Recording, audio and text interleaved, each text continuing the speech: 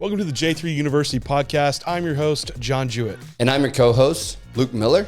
Our mission is to elevate the physique coaching standard and deliver the highest level of competitors to the stage. Let's jump into today's episode.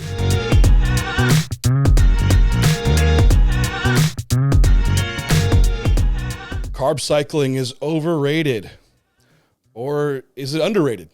So that's the question that we're going to prompt you with today and dive into it, because it's a tool that's been used for a very, very long time. I remember reading Dr. Mauro Pasquale's book, and he had a cyclic diet approach that he utilized, which was real extreme. It was like some keto days, then rotating carb days, and that was actually my first time using some type of approach around that. Then we've had different iterations of carb cycling come about, and now that we're in this real bodybuilding hypertrophy realm of the research world, we're having other studies come out. So Luke and I will dive in today around, is carbohydrate cycling overrated, underrated, and what should you be doing? Yeah, I think What's up, man? I think it's a great conversation, because the devil's in the details, right? I think we can start to go to some extreme versions of everything that we do, where we start to see detriment in that process of implementation with clientele in the real world. And we can do that both directions, in the extreme carb cycling or the extreme variance or step away from carb cycling, where we're just isocaloric across the entire week. And I think that there's value in discussing, does all the benefits that carbohydrate cycling is touted for, do they take a place in a client process, and do we actually see that anecdotally happen? And then where is it valuable and where is it not? And so that we know that this is a tool that we can use, but it's possibly not the best tool in our tool belt, and it's possibly not the only tool that we could utilize with client setups, because it seems like two sides of the aisle with this. People either love it or they hate it. There's no middle ground of trying to meet people where it's useful kind of in contextual situations. And like if you are a coach, usually you want a variety of tools in your tool belt to be able to deploy, because you're going to have a variety of clientele that could come across. Now you're going to have clients that come to you specifically for what is the John approach or the Luke approach that we deem as being optimal. And sometimes people want to fit, into that box when really they shouldn't be. But a lot of times, if what someone has a buy-in for could very well be the best plan for them, because they're going to believe in it, they'll put more effort and energy into it just because of those things as well. So yeah, people that really enjoy carbohydrate cycling, and they do better with it for that exact reason. While you might have someone else that the changing patterns and dietary adjustments could cause undue stress, and that might not be for them. I think the first premise here is, what is carbohydrate cycling? How do you even define what that would really look like? And like I said, there's lots of variations amongst this, but the simplest way is that from a day-to-day basis, there is some rotation in the amount of carbohydrate being consumed. Usually that also correlates with the amount of calories being consumed too. So typically you might have days that are higher carbohydrate, also in turn higher calorie, and then days that are lower carbohydrate and lower calorie. And that could be based around if you're having a non-training day or an off day from the gym completely, right? Doing cardio only, or it could be based around when you're training. If you're resistance training, that might be the higher carbohydrate day. Now, the degree to which that varies could be fairly vast, and being very high carbohydrate or very, very low. We also see this carry out throughout, whether you're off season or even contest prep, with different variations. Some are doing these days just a non-set pattern. Could be like every other day goes high, low, or you might have someone that runs a string of low days and then has high days back to back. You have some people that are doing like a keto approach, right? It's like protein fats. Then you have high carb days. So there's lots of different variations around this. I think even getting into some of the literature around intermittent fasting or intermittent caloric restriction, you see a similar setup too. There's times of fasting and then also times with high caloric input too. So this is almost a rotationary pattern of, consistent caloric restriction versus this rotation of caloric restriction. But in the short description of that I just gave, that's essentially what we're looking at.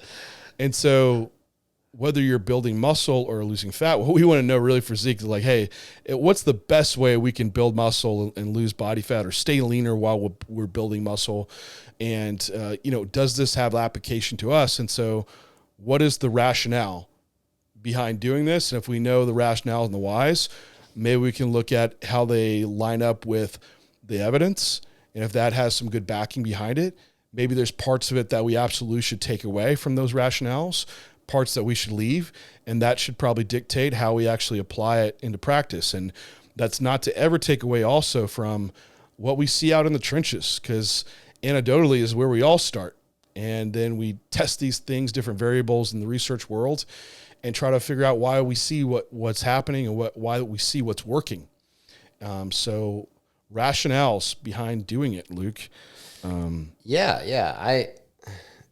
As someone who went to grad school at USF, and Dr. Campbell's 5-2 was one of the early kind of introductions to this carbohydrate cycling and data that we have, and it's something that was discussed ad nauseum across the entirety of my grad school as a result, and being there, right? So I think where value lies in this conversation is picking out some of these rationales that we see proposed, showing, do we see each rationale valuable or not, and kind of where that applies within carb cycling. And I'm going to kick it off with the one that I love, and the reason I love it is because I use it for this reason, is the psychological break that carb cycling can provide. Now, I know there's physiological reasons that are touted, which we'll get to in a second, about could there potentially be physiological benefit with carb cycling? But for me, the psychological profile of an athlete is the hardest to manage, yet the easiest to resolve when you figure out what makes them tick. And for some people, carb cycling makes them tick. You tell someone that we're going to run a high-low dynamic, and they're like, yeah, I'm ready to grind, and then get rewarded at the end of the grind. And that setup really tailors to their desire to work through the prep in this up and down fluctuation. And as a result, it pulls more out of the athlete because that's how they resonate with that. And then we're going to have people on the other side of the aisle who struggle with hunger signaling so bad that they just can't stand low days, because these low days are typically, once you get towards the dog in a prep, they get really low, where it's potentially not the best way to manage a client psychologically within that contest prep setting. Because for me, I'm always looking for ways that not only physiologically make sense, but in the trenches pull the most out of my athlete. And when we look at carbohydrate cycling, this is actually my favorite reason why I use it, because I've pulled a lot more out of athletes that I needed to pull more out of by switching them to a setup like this with carbohydrate cycling. Yeah, I think the psychological benefit around having a non-monotonous diet is a big thing. Even the off season, especially if you're having an extended off season period where it's the same thing every single day. To have a day where you're like, oh man, it's going to be different today. I'll have more food. I will say there's some people that I do coach that still are on fairly low food in the off season, and their off days just really suck psychologically for them. Because man, I'm so much hungrier on this day, but at the same time, then they have the next training day to look forward to. Yeah. For a lot of people, that's perfectly fine. I think where you run into a couple issues is that how you're programming around untracked eating on those days. Because if you're going to be having a plan where some people might try to go lower on their low days in order to make up for untracked eating on a high day. And that could lead into a really large calorie excursion on one day. And then your other days, your low days, having to go even lower. And I think problem lies on a few aspects around this. For one, your low days could be sub maintenance. If you're in an off season state, right? And we know a bout of training, protein synthesis can be elevated for up to 36 hours, right? So we can't just look at the duration just around training of just that 12-hour time period when we're eating. So even recovery is extending beyond into your next day, which could very well be an off day.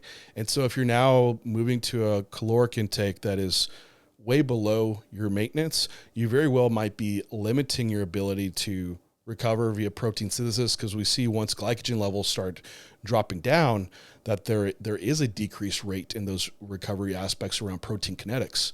So it could get to a suboptimal state rotating like that for the person that's trying to like really go super hypercaloric on their high days or their carbohydrate cycling days where they have training based around it. Or they save up the calories for the end of the day, which it still probably want these aspects spread out throughout the day. There's some idea around, really driving a lot of insulin around this training window, and doing so and having a very high carbohydrate intake in the off season, we run into eventually, especially with enhanced lifters, losing some insulin sensitivity and potentially, what do you do around that? And that's the idea of like, well, you have this high day with high insulin levels and driving a lot of, recovery around the training session. And then the low day is to help restore and deplete down some of this glycogen level. But it's truly comes down to the area under the curve, because we have in the literature where if you have someone that has a large excursion in calories in one day, like a cheat meal, the following day, they also have a decrease in insulin sensitivity and higher insulin output on a meal by meal basis. So in other words, your body's accounting for this either way. So on the one day, you're losing some insulin sensitivity, but you're just having to make up for it on the other day, versus maybe if we had something that a little bit more even keel, you wouldn't run into having any detriments in insulin sensitivity by not going so hypercaloric, or allowing on top of it your untracked meals to occur, or for that individual that really drives into trying to push their foods around to just get more untracked meals in the off season. And that's one of the biggest mistakes I see. People get fat really quick by doing that and having like lots of untracked meals on like their harder training days. You'll see body weight jump up like the next day after that meal, and it just never comes back down. Then the rest of the time they're doing like lower or moderate calorie days, which aren't supporting recovery as well. And they end up just getting fat on those couple days and having to run a deficit the rest of the training window.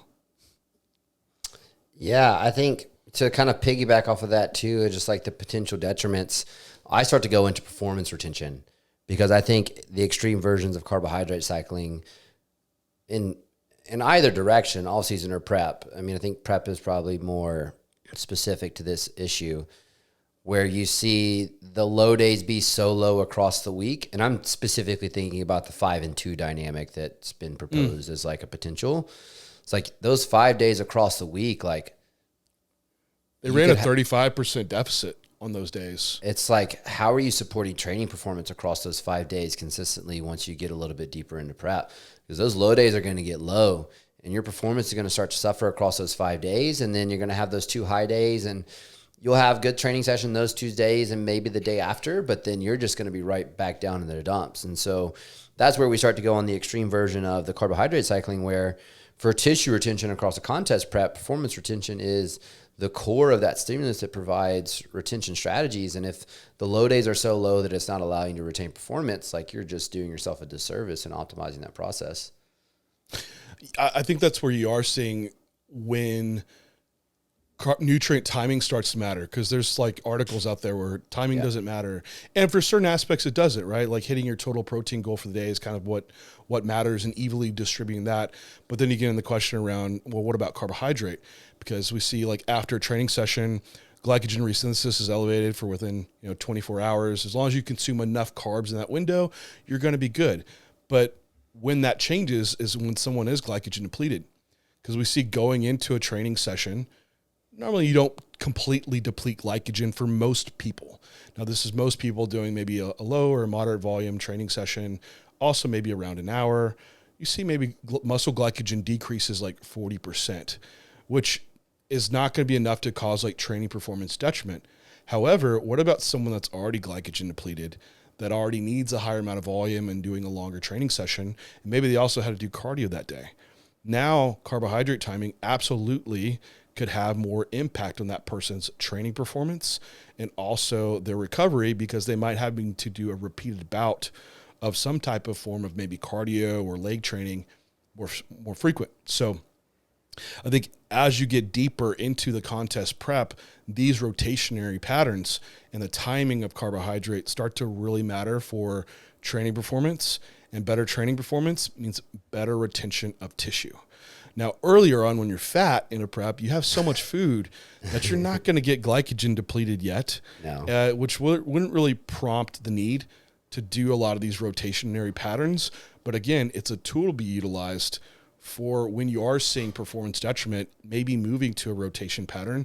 And it makes a lot of sense too, because as you're getting leaner, you should be slowly decreasing that deficit so you can preserve muscle tissue more efficiently. So that's when you should be bringing in more of these high carbohydrate days. But like we talked about, in another podcast, push them hard out the gate. You don't need read feeds when you're like 15% body fat. You don't need high days. You just you could keep the deficit relatively steady. Maybe for some people psychologically, you give them like one day that has a little bump in food.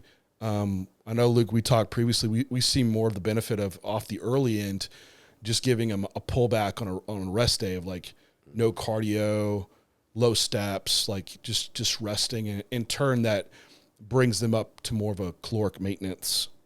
Yeah, that's your surplus if the air quote high day is the removal of the activity on that one day during the week or the 2 days during the week or whatever that looks like for that client.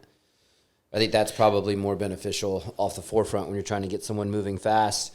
Now, I want to propose the glycogen supercompensation conversation, because I think that's something that needs to be discussed in regards to, this cyclical version of carbohydrate cycling, and is this something that we need to think about in regards to carbohydrate cycling, and get your opinion on it, because it's certainly touted as like a potential benefit. Yeah, well, I think when you're seeing it in a contest prep scenario, you are having someone that's more glycogen depleted to where they're in a place where they could supercompensate glycogen.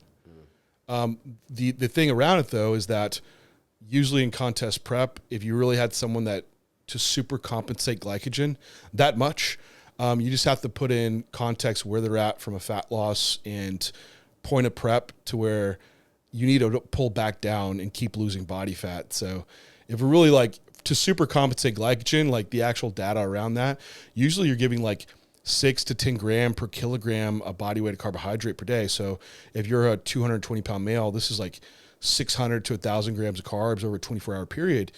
And that's usually done for like 2 days. So we don't have that kind of timeline on a prep, which that is true like supercompensation of glycogen beyond what you can normally store. Yep. So that's a state, an environment where absolutely could be done. We're not taking refeeds or high days to that extent because we don't need to go that far, and it takes away from the ultimate goal in prep of driving them back in fat loss, right? Now, there's a degree of it that's going to occur, but the idea of putting in that type of dietary approach is not just to drive up supercompensation, because we need to put training performance across the whole week into context. So if we're depleting someone down so much to where we're just having sessions in a row that are poor training quality just to then compensate glycogen and maybe have a couple good ones, we should maybe scale it back to where we average that intake across the week to where, hey, we have, some good moderate training sessions across the week, but never really poor sessions or really great sessions. And that might be, to where you could scale a more moderate approach around some body parts that you see that start to drift maybe towards that tail end of prep. So if you're going to time these higher carbohydrate days around the days where you have your body parts drop off the first, that could be some good rationale. But where this really changes for glycogen supercompensation is when you're already in a glycogen relatively full state, which is the off season. In the off season, there's so much carbohydrate already present that you're never going to reach a full depleted state to see supercompensation occur. And with that being said, how many calories do you truly burn during a session, which is something good to know. And on average, it's about 6 calories per minute of training. There's other studies if you kind of, in consideration, these aren't large individuals doing large volumes of training, but we see it kind of range from 150 to 500 calories for some. Yep. Now, I would say like the 6 calories per minute could align well for a lot of people, which, you easily could have even a 90-minute session for a large bodybuilder could be 800 calories, or you could have someone, I could easily see someone expending 1,000 calories doing larger volumes for a good chunk of time who is a big individual. Now, 800,000 calories, that's 100 grams to 120 grams of carbohydrate, which, I'm sorry, no, it's actually a little bit higher, right? That could be like close to like 200 grams of carbohydrate. Yeah. So that might be the rotation that's in place, right, for that individual, just to account for the expenditure that's going to be greater around that day. But like I mentioned earlier, 24 hours after a session, glycogen resynthesis is elevated. So as long as you consume that amount of carbohydrate across that time window, you're relatively going to be full again. Now, other thing in context, though, is that how often are you training that muscle group? Because usually for us training bodybuilding, it's maybe every 3 days, some body parts once a week, right? So it's not just a 24-hour window. You're going to be consuming enough carbohydrate across the next 5 days to replete glycogen in that muscle. Highly likely. Yep. So to go beyond what is needed to expend within that training session doesn't make a lot of sense, because after that point, you're going to be just spilling over and having to accrue that into body fat, which then the idea is the next day you go really low to account for that too. So it's, why don't you just even out those scales a little bit more? Because you're in a glycogen loaded state to where you're not going to super compensate, and to actually deplete the next day is where you run into the issues of probably recovery parameters having to go so low to then just load up glycogen, when we could have not had to go way over the top to lose sensitivity or go way under to deplete in the first place. But I do think still that there is rotation to be done, and also considering that when someone trains, right? So if you have someone that trains first in the morning, are you going to do your high day on that day, or should you do it the day prior? And so that's when you run into, well, you might need to have more of these moderate days with a setup for someone that is like that. So, yeah, I also want to. Oh, go ahead. No, you do. No. Go ahead. One thing to combat of something that gets proposed to me that's along the same vein is just like lower body performance / fullness with cardiovascular activity in play. People proposing like high days around leg days in order to limit the depletion that occurs across a cardiovascular session. And I think what that more comes down to, rather than running specific high days, is timing your cardiovascular activity better. And this is where a lot of times I actually prefer people to run their off day from cardio the day after legs rather than the day of legs, depending on how much time they're able to give themselves between the session and the cardio session and the leg session. But if there's a long enough time, which typically is 6 hours plus between those activities, then I see a lot of utility in removing it from that day after to aid in the recovery process post the leg training session, because of that extension of needing to get food in from a recovery capacity standpoint post the stimulus that's been provided. Yeah, I think, hey, your rest days, use them for the purpose they're intended to in the off season, and that's to recover. So don't create these days that are going to impede recovery all around, from how you're programming the diet, how you're programming, cardio. They should all be supporting that ultimate goal that we're after. So I always think, like, what is the ultimate goal? How do you structure all the variables around that goal too? And I remember a long time ago, like when I did work with Jansen, because I came from a point before working with Matt where I was doing a little bit more of an aggressive rotationary pattern. And Matt doesn't really do that for a few reasons. For an assessment purposes, if you're having large rotation in the days, it can also skew times that you're also seeing an assessment of your clients from a digestive point of view, from a water retention point of view. But also, I remember Matt always told me, he's like, your rest days are prioritized for recovery. So that's what we're going to do with how much we feed you. And Matt pushes food hard, and also why his guys grow really well. And so that always stuck in my mind. I grew really well with Matt, to make sure like you do prioritize your rest days around recovery. And for the individual, that's just looking at, if you're doing cardio, is it horribly fatiguing the next day following legs? Then we might need to adjust the timing around that. Mm-hmm. Absolutely. Another thing I see is the fear of the very extremes of high carbohydrate, low fats on days versus, very low carb, very high fats on the other days. And I will say, like, from a adherence point of view, man, I remember eating like these really large rice meals, and they were so hard to get down without fats. It's like it's like a now that was probably me back in the day, like not really knowing how to make meals more palatable, because there absolutely is a way to cook better and not eat cold chicken and rice. So the diet can get a bit boring that way, without like a little bit balance of carbohydrates with fats, which the idea being, if carbohydrates are that high, insulin and fats together could cause a greater amount of fat gain. And this has been well established to be just not true. It just truly comes down to the total caloric surplus that you're in really across the week. But I still say by the day is important for how that's gonna weigh out, because you have someone that consumes the biggest surplus on 2 days. It's going to be a lot different impact than across, spread out through across the week. And this goes back to the carbohydrate insulin model of obesity, where the driving factor around obesity is high insulin levels all day. Yeah. And we have like plenty of research around this, showing, protein matched, hypocaloric, different amounts of carbohydrates or fats being present. It makes no difference as far as changes in body outcomes. There was even another study done with a 6-week intervention, being hypocaloric, a balanced versus a disassociated diet. And what they did is basically it's a macro balanced diet across the day versus having like protein carbs, protein fats, protein carbs, trying to really separate out like fats from that insulin response. And it didn't make a difference. So basically it still comes down to the end of the day. What is your total caloric surplus that's going to drive that process? Because, and you probably remember this, Luke, like when they do these rodent studies to create insulin resistance in them, they actually don't feed them carbohydrate. They overfeed them on fats to make it happen. Yep.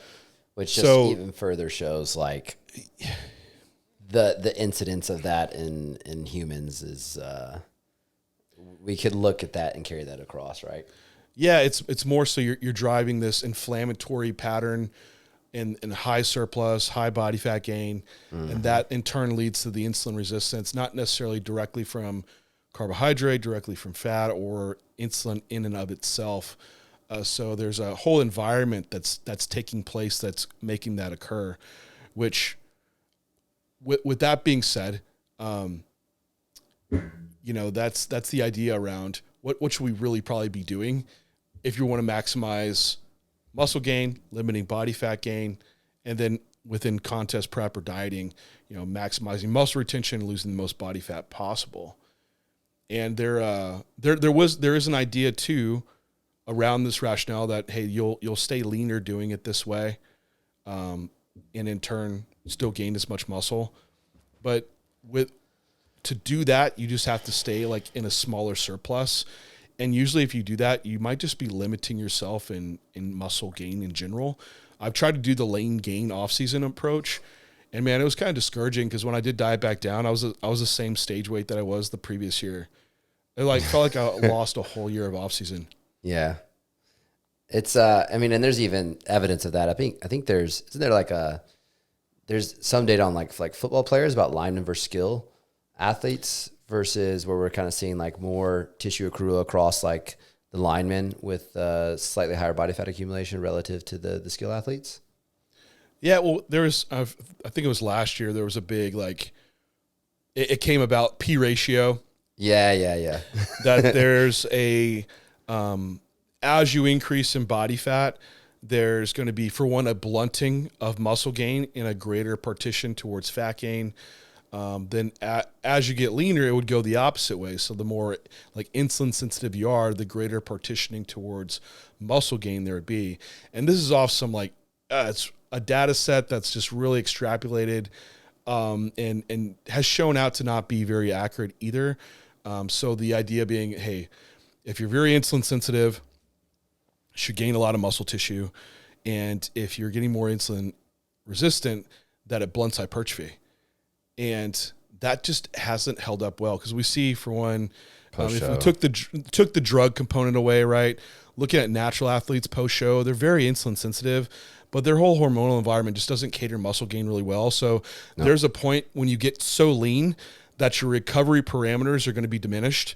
Like, think about it right now, my sleepy shit on prep, like that's not great for muscle gain. Even though I'm very insulin sensitive and I have drugs in place. Yes, I could gain muscle now because of drugs, but it's not like I could gain when I'm sleeping amazing, right? No.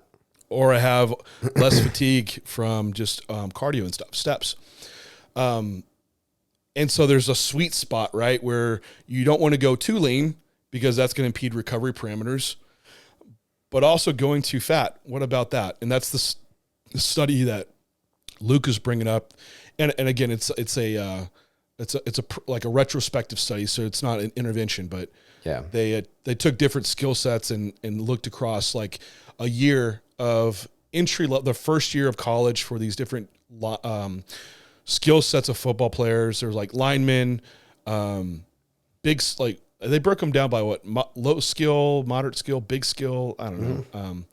I don't follow much football. Someone's going to see this. So big guy, whatever, small guy. Yeah. Like whatever, running backs. And then they had linemen, and they're looking at muscle gain across these groups. And the linemen were like over 20% body fat, and they actually gained the most muscle comparatively to the other groups. Now, what about the calorie surplus, et cetera? But kind of point being here is that it doesn't seem that muscle gain gets impeded from someone getting to a higher body fat level.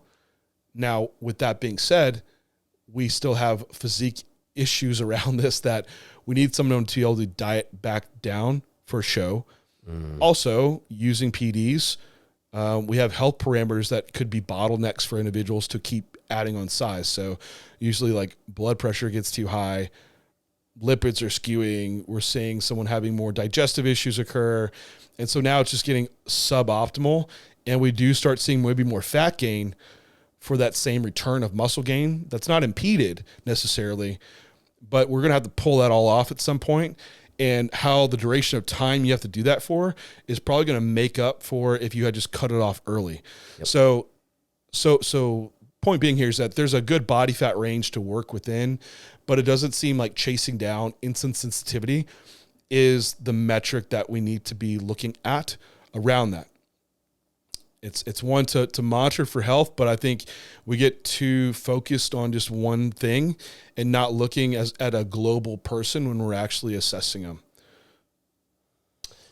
Yeah. So what do you actually do? What's the takeaway? What matters here for like muscle gain? Is it carbohydrate cycling? And the big thing to address is like the nutritional hierarchy is, it's what we teach in J3U. That's what's going to really matter first and foremost. So what makes a great diet? And that's a great diet is the one that you can stick to. Now, for your hardcore bodybuilders out there, this is not the issue, right? Like we can eat whatever. You tell me what to eat, I'll eat it. I will adhere. But there's a lot bigger influx of other competitors now earlier on. And we, as a coach, you want them to be successful. So you need all these tools in your tool belt to help with adherence, to help with sustainability, to make them enjoy the process more.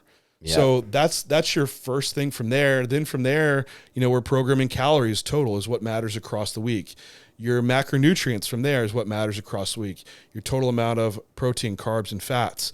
From there, you might weigh in which one matters more. Is it nutrient timing?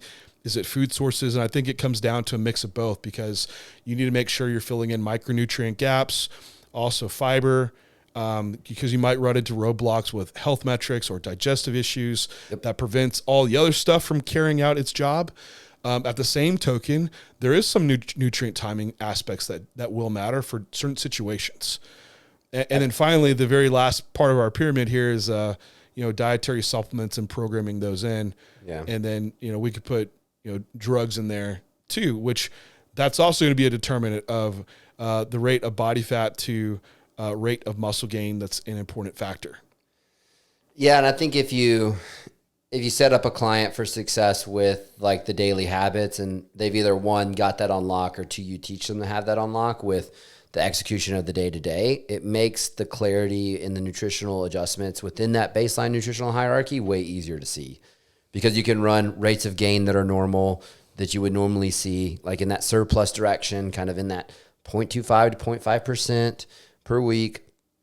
If you're in that deficit, depending on phase, like probably somewhere between 0.5 to 1.5%, and you're just adjusting these caloric intakes that has the baseline of micronutrients and fiber intake and all of this kind of stuff that you set up from the beginning, you're just making those adjustments to stay within those rates. You're not going too far into a deficit or too far into a surplus. And it all operates off this baseline of consistency where, keep it simple, stupid, like just coach the client, watch the response to make the adjustments according to that.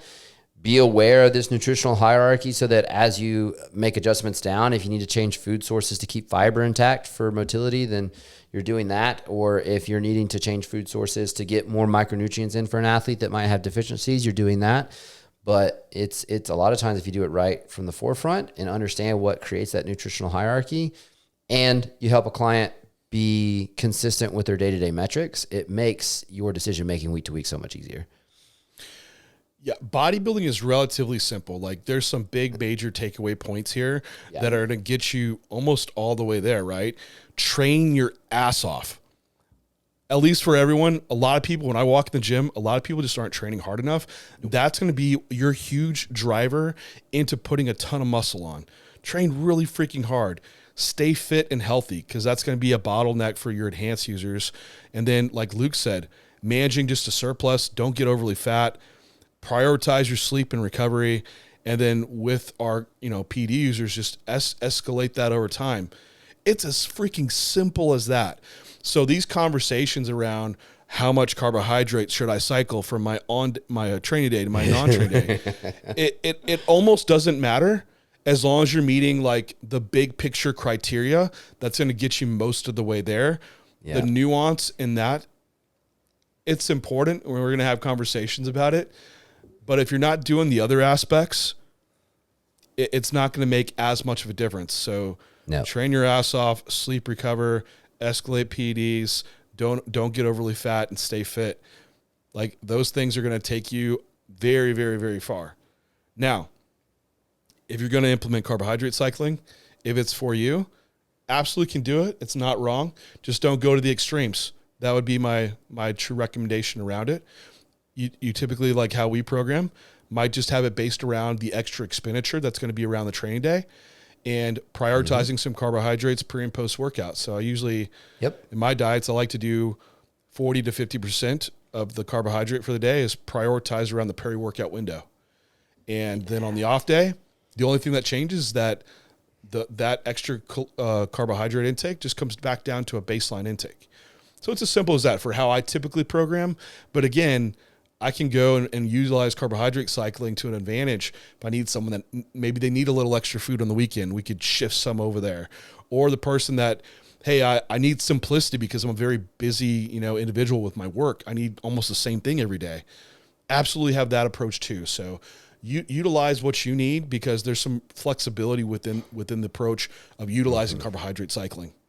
Yeah, I was going to say, I've had some people do so well with just the same diet, and training day just introduce intra-workout carbohydrates, and that's just literally the difference that you run because they're that busier person, right? So it's like, just find what works for the client and just get them moving.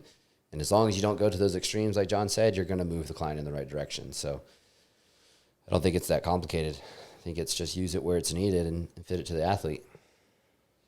Yeah, that's it, guys. If you have questions or comments around carbohydrate cycling, leave them down below, or tell us how you like to cycle your carbohydrates. And for us at J3U, if you want to dive into more, we have a whole nutrition module that covers all this, of how we actually do it, how you might apply it, and utilize it within a framework for you. Until next time, we will see you then.